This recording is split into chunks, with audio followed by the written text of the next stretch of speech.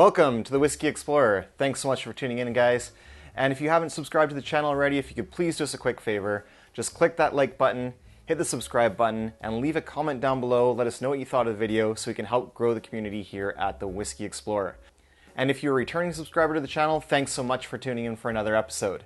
And tonight, guys, we have got an exciting bottle for you. We have got Rip Van Winkle 10.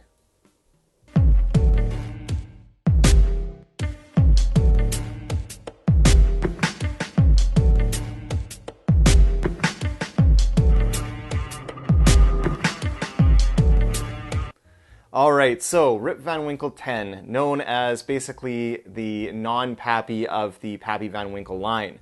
So don't go calling this bottle, the Rip 10, a Pappy in any of the bourbon groups, or you're going to get a lot of people jumping all over you for making that mistake. So actually, not even the Rip Van Winkle 12 Lot B, which is the 12-year-old kind of Pappy. It's not even really a Pappy either. So the Pappies really start at the 15, and then there's the 15, the 20-year, and the 23-year-old. So this one here is the closest I'll probably get to a Pappy. So I actually got this bottle through a lottery type of system, and I was lucky enough to snag this one. So we're gonna review it here tonight for you guys. And if this isn't one of the coolest looking bottles in bourbon, then I just don't know what is. I love the look of this bottle, super cool. So what do we know about this here? So this is the wheated mash bill from Buffalo Trace. So it says on the back here that it's distilled, aged, and bottled by the old Rip Van Winkle distillery in Frankfort, Kentucky. But what we know about this is basically a Buffalo Trace product. This is a wheated mash bill, comes in at 107 proof or 53.5% ABV, and it is aged 10 years. So if you look at the little wizard there, it says 10 summers old, and then it says asleep many years in the wood. So really cool presentation there. I really do love this bottle design. So looks cool. So here we go, guys. Let's get into this one here. We'll pop the cork. There we go. A nice real cork closure there. I'm gonna pour this guy here going.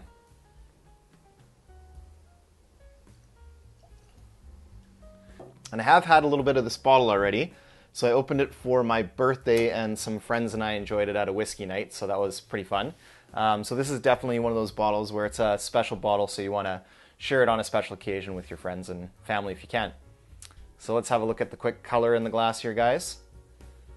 So the color in the glass there is looking to be a pretty rich medium copper tone to that one there. Copper color for sure.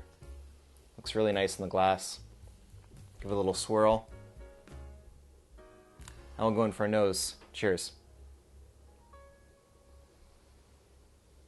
Oh wow, on the nose I'm getting really sweet fruits. So like cherry, but you know what it's reminding me of? It's reminding me of like the jarred cherry. So like when you'd go to preserve cherries, so you put it in like one of the mason jars and they would sit on the shelf, you know, and they get like really sort of saturated in their own juices. That's the type of cherry note that I'm getting out of this one. Really juicy, really punching forward there. Wow, that is amazing. That's what that is. That's that canned cherry note. It's like so strong, like the dark cherry. Yeah, really nice. That is just it's so predominant on here. I get a little bit of sweet oak in the background. Some butterscotch. A little bit of caramel, certainly some brown sugar, a little bit of molasses. Don't pick up too much spices on the nose here yet. Maybe a little bit of cinnamon spice. Really, really delicious, inviting nose. Maybe even some strawberries in there, like strawberries and cream. All right, guys, let's go in for a sip. Cheers.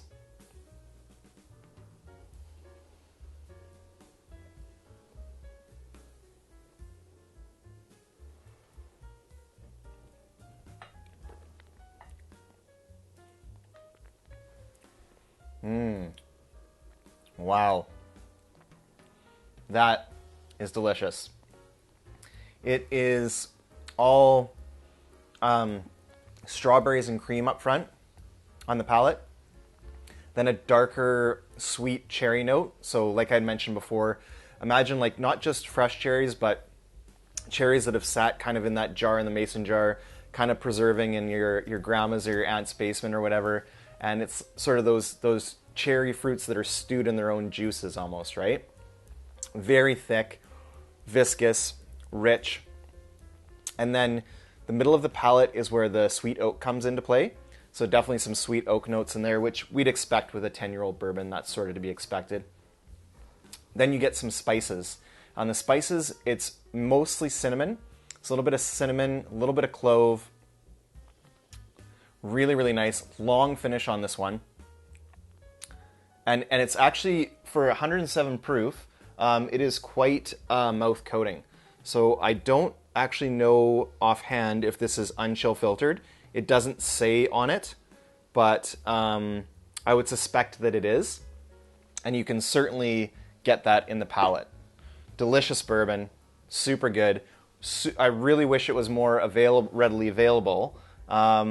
This bottle here in our lottery was 150 Canadian about, and MSRP on it I think is about $100 or $90 maybe in the States. However, you're never really going to find it at that price point, right? It's always going to be jacked up on the secondary, or it's going to be in a store and the store owner's got it behind a glass case and it's $599, or the secondary on this in Canada runs about $750. So is it worth $750? No. If you can snag it at retail or slightly above, should you? Absolutely. So I'm going to go in for a second sip here, guys, and give you some more notes, and then we'll close out the review. Cheers.